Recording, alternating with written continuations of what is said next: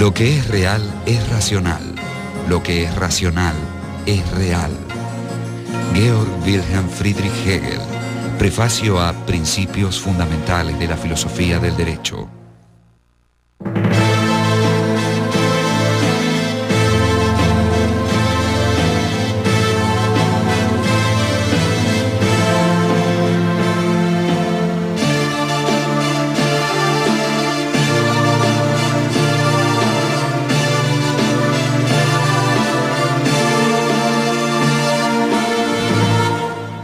Georg Wilhelm Friedrich Hegel. Hegel tenía clara idea de que estamos en un cambio radical de época, que el viejo mundo se desmoronaba y que síntomas como el aburrimiento, la sensación de vacío, incluso cierta liviandad y trivialidad reinantes eran justamente síntomas de que este mundo ya era insostenible, vale decir, el mundo de la modernidad.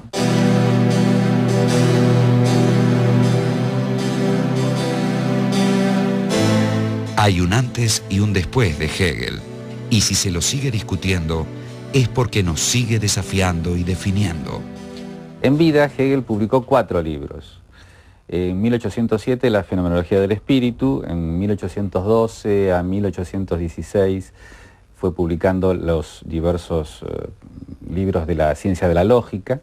En 1817 la primera edición de la Enciclopedia de Ciencias Filosóficas y en 1821 los Principios de Filosofía del Derecho. Son los libros que él publicó. Luego hay una cantidad de cursos que se publicaron póstumamente, sus alumnos lo hicieron, reuniendo los apuntes de clase, etc. Y son obras también muy importantes. Están fundamentalmente las lecciones de estética, donde, bueno, establece aquella noción de que el arte ya está muerto. Están las lecciones de filosofía de la historia universal, donde habla de la astucia de la razón, y las lecciones de historia de la filosofía, que quizás es una de las primeras historias de la filosofía filosóficas. Se lo ha criticado mucho a Hegel, se lo ha considerado como un reaccionario, porque bueno, él defendía una monarquía constitucional, que para la época era bastante avanzado el asunto. El hecho de que haya habido una derecha y una izquierda hegeliana, es clarísimo que en el pensamiento de él había tanto este elemento dialéctico de conservar la verdad del camino transitado como de revolucionarla en función de otras verdades nuevas y superiores. Entonces, es tanto el elemento, si se quiere, de la conservación como el elemento de la innovación.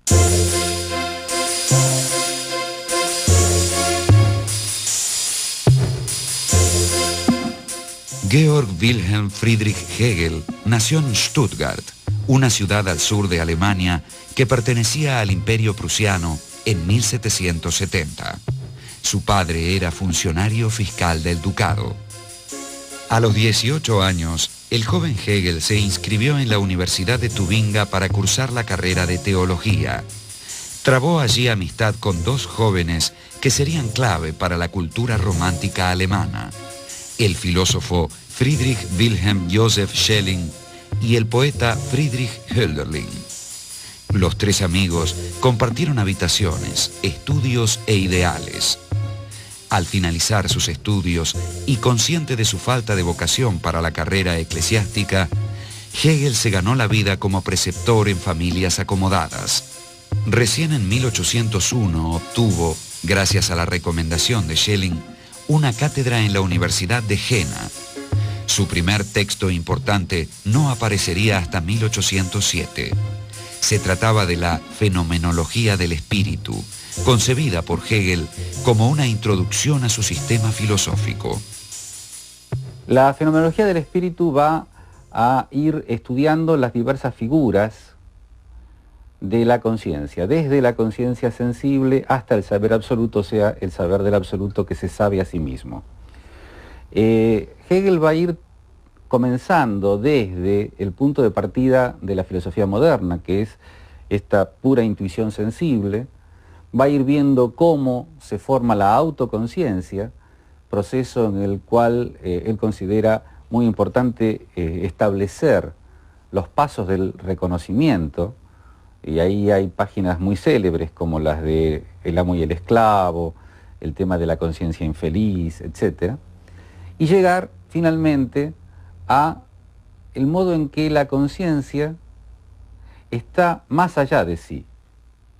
Para Hegel, el individuo y todo, las partes, digamos, finitas, que están en nuestro conocimiento habitual, pertenecen a lo infinito y son manifestaciones de lo absoluto. Son 8 capítulos. El primero, la certeza sensible, el segundo, la percepción, el tercero, el entendimiento, el cuarto, la autoconciencia, el quinto, la razón, el sexto, el espíritu, el séptimo, la religión, y el octavo, el saber absoluto. ¿Qué es todo ese conjunto? Hay muchos criterios. El mismo autor da el criterio para dividir la obra en dos, para abrirla en dos. A partir de el capítulo 6, tendríamos los capítulos propiamente del espíritu, y los anteriores corresponderían más estrictamente a la conciencia. Lukács, uno de los intérpretes, diríamos, clásicos de la obra, dice que lo que la obra hace es recorrer 3 veces la historia. Empezando por los 5 primeros capítulos, que sería un recorrido centrado en el individuo, el capítulo 6, que expone la historia del mundo tal como la entiende Hegel, sobre todo desde Grecia hasta la Revolución Francesa, y los 2 últimos capítulos, Lukács, que habla lenguaje que deudora a Marx, la superestructura de la historia. La fenomenología del espíritu dibuja las figuras de la conciencia, desde la mera conciencia sensible, pasando por la autoconciencia, hasta llegar al saber absoluto, o sea, a la conciencia de que en el propio pensamiento el absoluto se piensa a sí mismo. Somos, por así decirlo, las neuronas de Dios. Toda afirmación, como todo fenómeno, se encuentra inmerso en un contexto de referencias, de relaciones, y no hay nada fijo.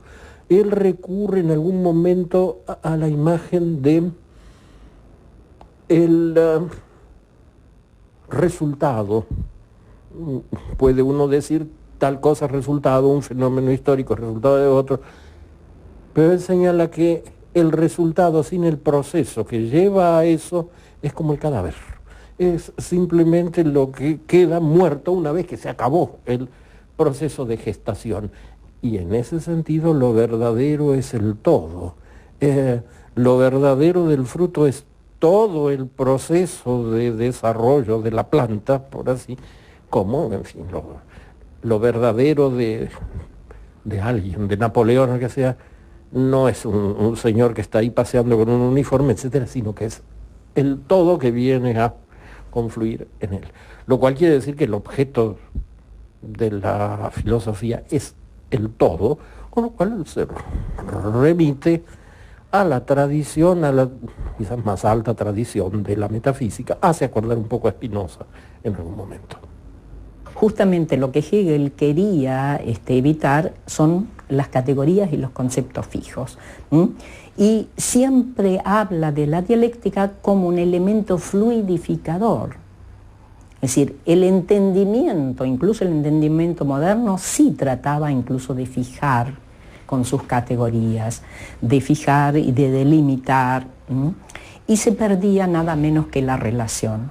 En cambio, la dialéctica, como su nombre lo indica, es fluidificadora, es la que provoca el diálogo entre las diferentes figuras y entre los diferentes principios que están en juego.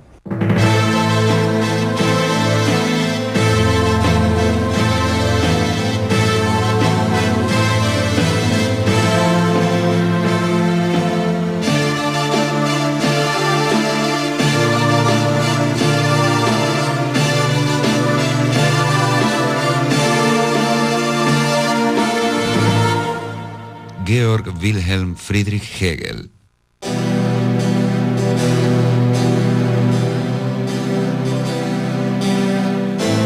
Como consecuencia de la ocupación napoleónica, la Universidad de Jena cerró sus puertas. La situación económica de Hegel se hizo insostenible. Con el apoyo de algunos amigos, editó un periódico en Bamberg, hasta que en 1808 fue nombrado rector del Colegio de Nuremberg, cargo que ocupó durante 8 años. La fenomenología del espíritu pronto comenzó a reeditarse y traducirse, dándole renombre, aunque no fortuna. En 1810, Hegel conoció a Marie-Helene Susanna von Tucher, de 21 años, hija de un senador y burgomaestre de Nuremberg, y contrajo matrimonio con ella. La pareja tendría pronto 3 hijos. En ese tiempo, Hegel escribió también una de sus principales obras, La ciencia de la lógica. A consecuencia del prestigio ganado, la Universidad de Heidelberg le ofreció una cátedra de filosofía que él aceptó. La idea principal de la ciencia de la lógica, y que es la idea a partir de la cual va a tener sentido el método dialéctico propuesto por Hegel, es que es imposible mantener la separación entre finito e infinito. Tradicionalmente, lo infinito y lo finito se consideraban opuestos. Lo finito es lo que no es infinito, lo infinito es lo que no es finito. Pero si pensamos esto así, al pensar lo finito como lo otro de lo infinito tendría un límite, y ese límite estaría en la finitud. Entonces lo infinito no sería infinito. La única forma que yo tengo de pensar lo infinito es integrando lo finito.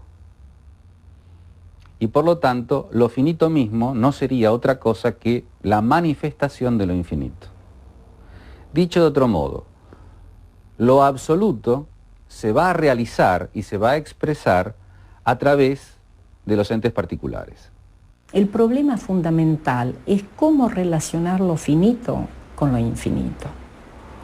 Si se pone lo infinito más allá de lo finito, lo incondicionado como una especie de número inalcanzable al estilo kantiano, se llega al absurdo que entonces el infinito tiene algo que lo limita, algo que lo excluye, entonces no es tan infinito como se hace, como por lo que se hace pasar.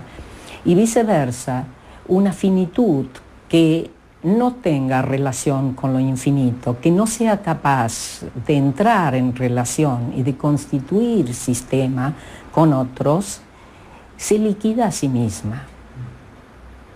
Es decir, carece de consistencia, se vacía, no se puede determinar, no se puede enriquecer.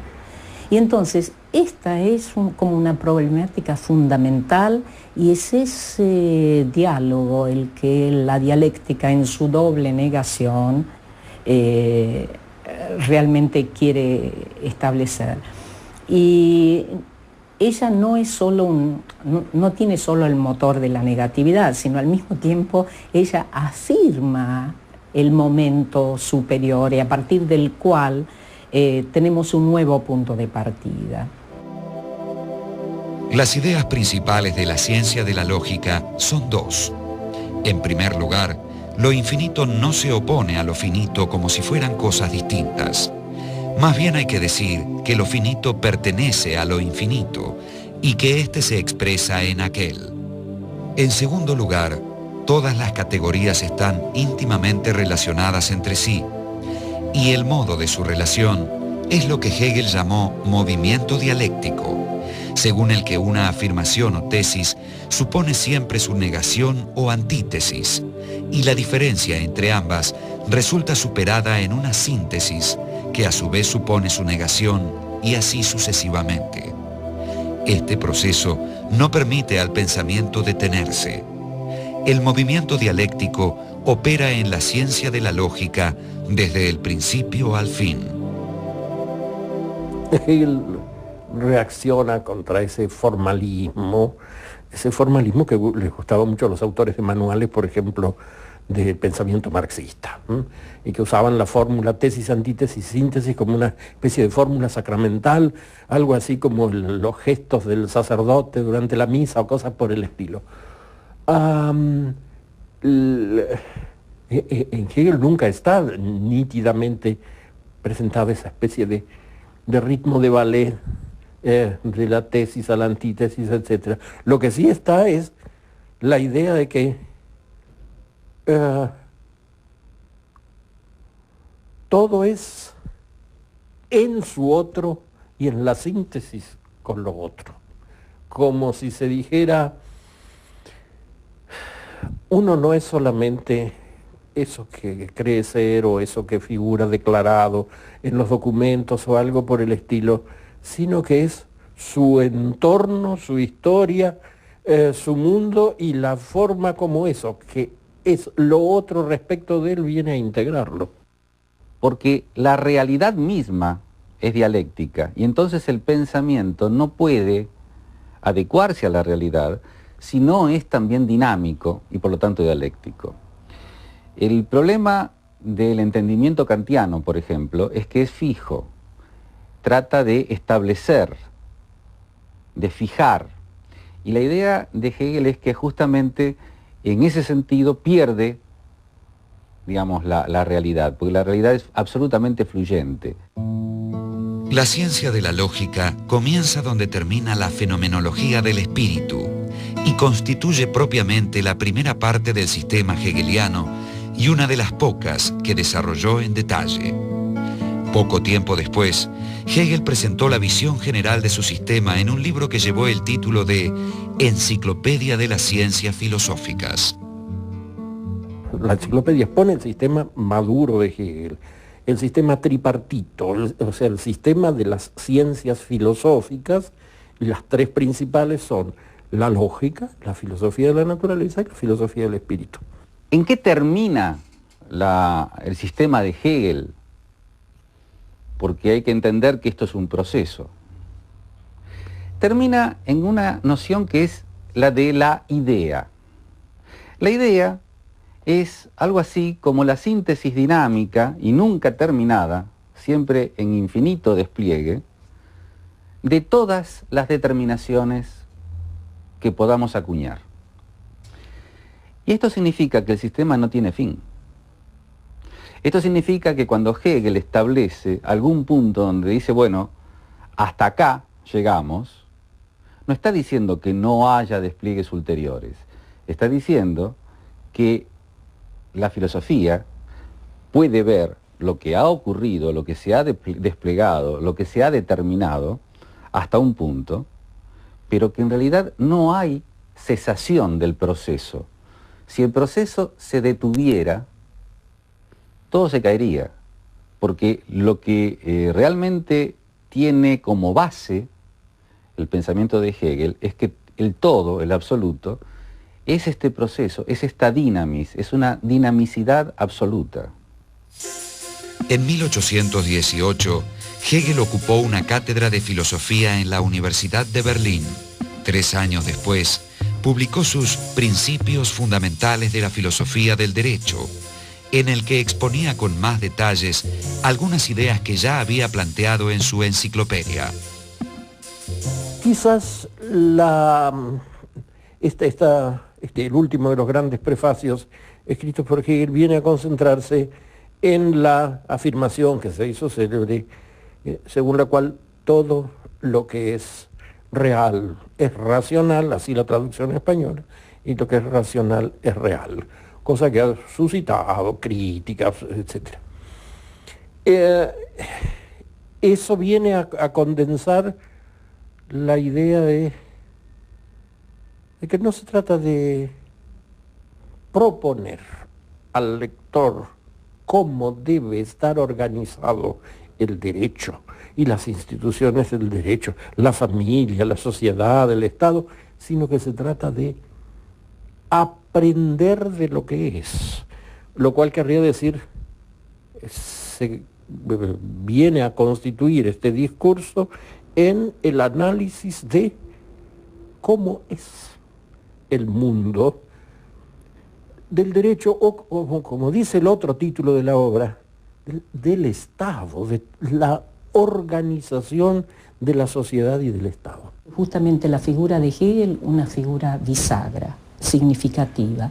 Es decir, cierra una época que sería la modernidad, la lleva a su culminación, esta filosofía de la subjetividad autónoma, autosuficiente, confirmada por la Revolución Francesa, es decir, el yo pienso se confirma por el yo puedo, y entonces esta va a ser una marca que va a estar en Hegel, incluso la va a llevar a su exasperación.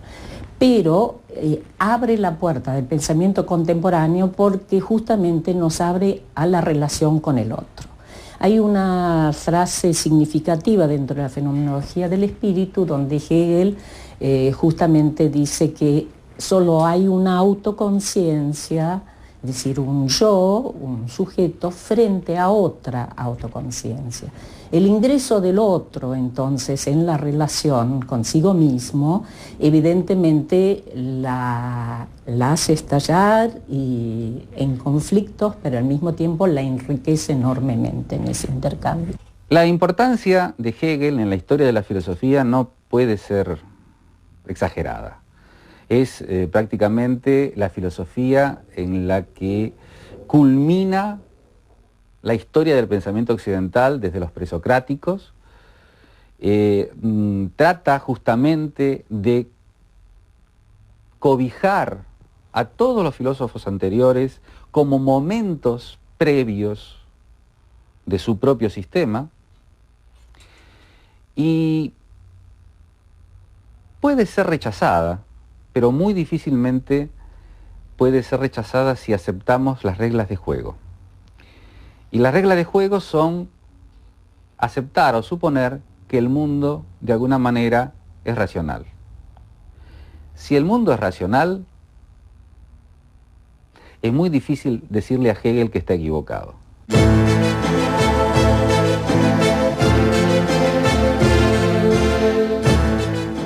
Hegel fue nombrado rector de la Universidad de Berlín en 1829. El 14 de noviembre de 1831 murió abruptamente a causa del cólera.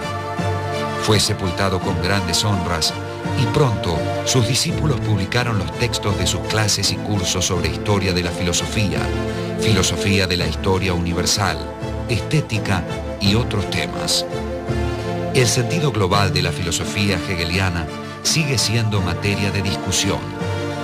Afirmó, por ejemplo, la identidad de la naturaleza humana con la divina, pero esa concepción fue interpretada en diferentes maneras. Para algunos de sus discípulos significó que lo humano era nada menos que divino. Para otros, que lo divino era nada más que humano. En cuanto a Hegel, él pretendió siempre estar más allá de teísmos y ateísmos, de derechas o izquierdas, de conservadurismo o revolución. Entendía que su filosofía era nada menos que la expresión del absoluto, o sea, un momento del autoconocimiento del todo.